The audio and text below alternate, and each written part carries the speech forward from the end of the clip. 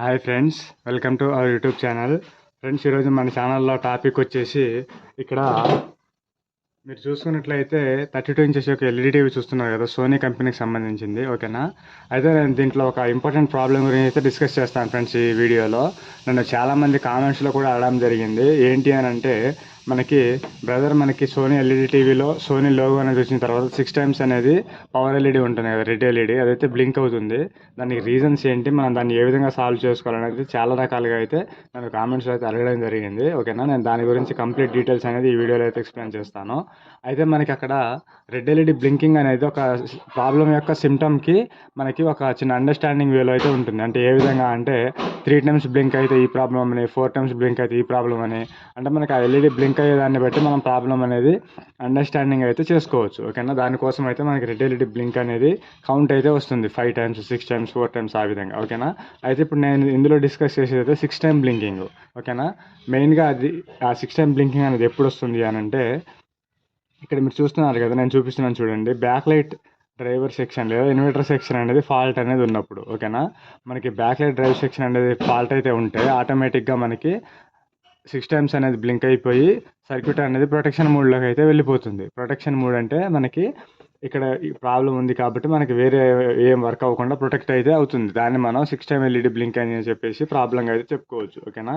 మరి దీనికి రీజన్స్ ఏంటి అని అంటే, ఇక్కడ మనకి మెయిన్ ఇక్కడ మీరు ఐసీ చూస్తున్నారు కదా, ఇక్కడ మీరు చూసుకున్నట్లయితే, ఓకేనా, ఈ ఐసీ అనేది ప్రాబ్లం అనేది ఉంటే, అంటే మనకి ఇంటర్నల్గా షార్టింగ్ ఉన్నా, లేకపోతే ఈ ఐసీ చుట్టుపక్కల ఉన్న కాంపోనెంట్స్ ఉన్నాయి కదా, వీటిలో ఏదైనా షార్టేజ్ ఉన్నా, అంటే ఇక్కడ పిఎఫ్ కెపాసిటీ ఏదైనా సరే ప్రాబ్లం ఉన్నప్పుడు మనకి బ్యాక్ లైట్ డ్రైవ్ సెక్షన్ అనేది ఒకసారి సోనీ లోగో అనేది వచ్చేసి తర్వాత ప్రొటెక్షన్ మోడ్లోకి అయితే వెళ్ళిపోతుంది బ్లింక్ అయ్యి. ఓకేనా?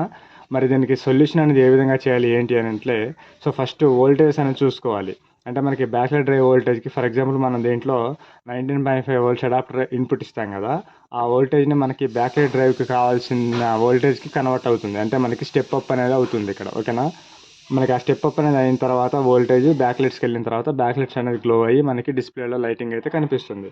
మరి ఇక్కడ మనకి రావాల్సిన వోల్టేజ్ అనేది కనపడకపోతే, అంటే మనకి ఇక్కడ ఫిల్టర్స్ దగ్గర చెక్ చేసుకున్నప్పుడు మనకి 19 వోల్ట్స్ అనేది షో అవుతుంది. ఇక్కడ కూడా సేమ్ వోల్టేజ్ అయితే వస్తుంది, కొన్ని కేసెస్లో అసలు రాదు. అండ్ మనకి రావాల్సిన 35-40 వోల్ట్స్ అయితే ఉంటుంది కదా బ్యాక్ లైట్ డ్రైవ్ సెక్షన్కి, ఆ వోల్టేజ్ అనేది జనరేట్ అవ్వదు. అటువంటి కేసెస్లో ఈ ప్రాబ్లం అయితే వస్తుంది. సో అప్పుడు ఏం చేసుకోవాలి అని అంటే, కంప్లీట్గా ఈ ఐసీ అనేది రిమూవ్ చేసేసి చేంజ్ చేసుకున్న ప్రాబ్లం అయితే సాల్వ్ అవుతుంది. ఇక్కడ మీరు చూస్తున్నారు కదా, పిఎఫ్లో ఏదైనా షార్ట్ అనేది ఉన్నట్లయితే మీరు చూసి దీనికి ఎస్ఎండి పిఎఫ్లు అనేది మళ్ళీ చేంజ్ చేసుకోవడం ద్వారా సెట్ అవుతుంది. మ్యాక్సిమం అయితే ఐసీ అయితే ప్రాబ్లం ఉంటుంది ఫ్రెండ్స్. ఐసీ అనేది రిమూవ్ చేసేసి వేరేది కొత్తది రిప్లేస్ చేసుకున్నట్లయితే ప్రాబ్లం సాల్వ్ అవుతుంది. లేదు మనకి సేమ్ ఐసీ ఒకవేళ అవైలబుల్ అనేది లేకపోతే మనం దీన్ని వేరే ఇన్వర్టర్ సెక్షన్తో, వేరే ఇన్వర్టర్ బోర్డు ఉంటుంది, డ్రైవర్ బోర్డు, దాంతో కూడా రిపేర్ చేసుకోవచ్చు. నేను ఇక్కడ చూపిస్తున్నాను చూడండి ఎగ్జాంపుల్కి. సో ఇక్కడ మీరు చూడండి. సో ఈ టైప్ కావచ్చు, మనకి ఈ టైప్ కావచ్చు, ఏదైనా సరే. ఓకేనా? ఇక్కడ మీరు చూస్తున్నారు కదా, మనకి ఈ 3 బోర్డులలో ఏ బోర్డు అయినా సరే మీరు తీసుకున్నట్లయితే మనకి వీటికి ఇన్పుట్ ఇస్తాము, అదేవిధంగా అవుట్పుట్ అనేది బ్యాక్ లైట్ అనేది తీసుకుంటాము. సో వీటికి నార్మల్గా మనం జనరల్గా చూసుకుంటే 12 వోల్ట్స్ ఇన్పుట్ ఇస్తాము, అదేవిధంగా ఒకటి ఆన్ ఆఫ్ సిగ్నల్ అయితే ఇస్తాం మనం బోర్డు నుంచి. అంటే మనకి స్టాండ్ బైలో ఉన్నప్పుడు లైటింగ్ అనేది గ్లో అవ్వకుండా స్టాండ్ బై రిమోట్లో మనం బటన్ నొక్కుతాం కదా, అప్పుడు మాత్రమే రిలీజ్ అయ్యి వోల్టేజ్ అనేది బ్యాక్ లైట్ వోల్టేజ్ జనరేట్ అయ్యేటట్టుగా ఒక ఎనేబుల్ సిగ్నల్ అనేది ఇవ్వాల్సి ఉంటుంది. సో ఇక్కడ నేను చూపిస్తాను, ఇక్కడ మీరు అబ్జర్వ్ చేసుకున్నట్లయితే, సో ఇక్కడ మీరు చూడొచ్చు, ఇక్కడ వి ఇన్ అని ఉంది కదా. సో ఇక్కడ నేను క్లీన్ చేస్తున్నాను. ఓకేనా? సో ఇక్కడ స్టార్టింగ్ పిన్ ఉంటుంది కదా, అది వోల్టేజ్, ఈ 2 పిన్స్ వచ్చేసి. ఓకేనా? నెక్స్ట్ మనకి ఈఎన్ఏ అని ఉంది కదా, అంటే ఎనేబుల్, మనకి ఎనేబుల్ పిన్ అంటే ఆన్ ఆఫ్.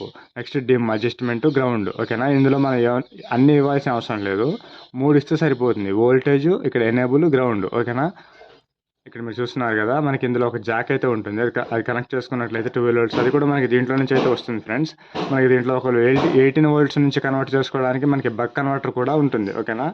ఆ బక్ కన్వర్టర్ యూస్ చేసేసి 12 వోల్ట్స్ అనేది ఇక్కడ ఇచ్చేసి, నెక్స్ట్ ఎనేబుల్ పిన్ ఉంటుంది కదా, మనకి మెమరీ ఐసీ దగ్గర కావచ్చు, అంటే 3 వోల్ట్స్ టు 5 వోల్ట్స్ అనేది మనం ఎనేబుల్ పిన్ కోసం ఇచ్చేసినట్లయితే మనకి రిమోట్లో స్టాండ్ బై అనేది నొక్కినప్పుడు మాత్రమే బ్యాక్ లైట్కి వోల్టేజ్ అనేది జనరేట్ అయ్యి బ్యాక్ లైట్స్ అనేది గ్లో అవుతాయి. మరి ఇక్కడ తీసుకున్న వోల్టేజ్ కూడా మనం ఎప్పుడు ఇవ్వాలి, స్టాండ్ బై నుంచి రిలీజ్ అయిన తర్వాత వచ్చిన వోల్టేజ్ని మాత్రమే కనెక్ట్ చేయాలి. ఒకవేళ స్టాండ్ బైలో ఉన్నా సరే వోల్టేజ్ అనేది వచ్చినట్లయితే మనకి బ్యాక్ లైట్స్ అనేది కంటిన్యూగా స్విచ్ అనేది ఆన్ చేయగానే గ్లో అవుతూ ఉంటాయి. ఓకేనా, సో అదొకటి చూసుకోవాలి. సో ఈ టైప్ బోర్డ్స్ ఫ్రెండ్స్, మనకి ఇందులో ఇంకా double coil, single coil boards అని కూడా ఉంటాయి. మనకి వీటికైతే ఇంత అవసరం లేదు. మనకి 55, 63 ఆ విధంగా పెద్ద టీవీస్ ఉంటాయి కదా, వాటి కోసం అయితే ఆ బోర్డ్స్ అనేది యూస్ చేయడం జరుగుతుంది మనం. ఓకేనా, వీటిని ఏ విధంగా ఇన్స్టాల్ చేయాలి, వీటి గురించి డీటెయిల్స్ కూడా నేను ఆల్రెడీ వీడియోస్ అయితే చేయడం జరిగింది. మీరు ఒకసారి వాటిని చూసుకోవడం ద్వారా మీకు ఇంకా క్లారిటీ అయితే వస్తుంది.